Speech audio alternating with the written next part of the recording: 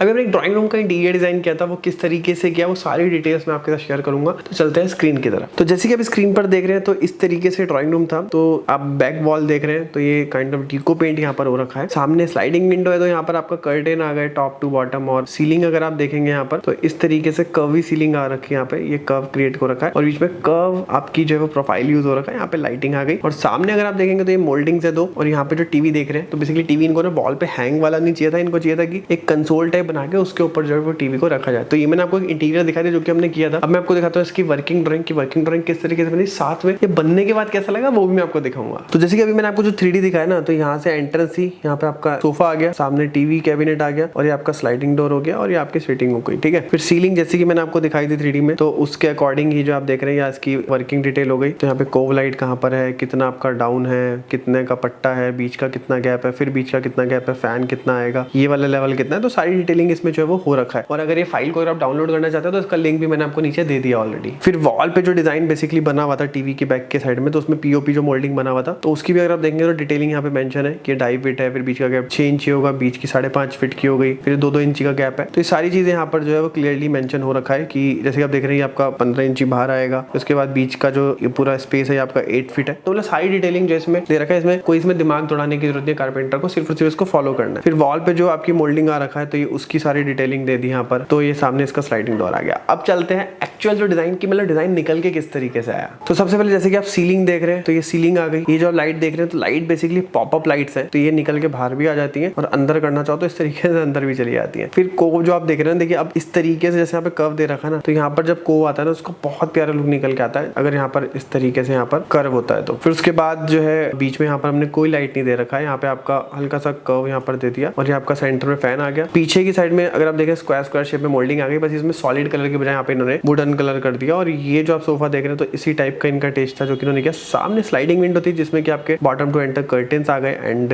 यहाँ पर बेसिकली अभी मोल्डिंग अभी करवानी थी, तो अभी इन्होंने सिर्फ टीवी कंसोल रख दिया और मोल्डिंग इन्होंने बोला कि बाद में जो है करवा लेंगे, कोई दिक्कत नहीं। तो ये जो है इसका ओवरऑल जो है वो डिजाइन निकल के आया। और अगर आप तो टेबल भी जो आप देखेंगे तो ये काइंड ऑफ इनकम्प्लीट टेबल है, लेकिन आजकल इसी टाइप की ही जो टेबल्स है वो ट्रेंडिंग में, जैसे कि आप देख रहे हैं सर्कल्स हो गए और आपका सेमी सर्कल हो गया और इस तरीके से आप इसको अंदर आप कर सकते हैं। तो उम्मीद करते हैं कि वीडियो आपको पसंद आया होगा। वीडियो पसंद आया तो वीडियो को लाइक कर सकते हैं, कोई भी क्वेश्चन तो अपने को नीचे कमेंट बॉक्स में पूछ सकते हैं और हमारे चैनल को सब्सक्राइब करके हमें सपोर्ट भी कर सकते हैं ताकि फ्यूचर में आने वाली इस तरीके की इन्फॉर्मेटिव वीडियोस को आप मिस ना करें।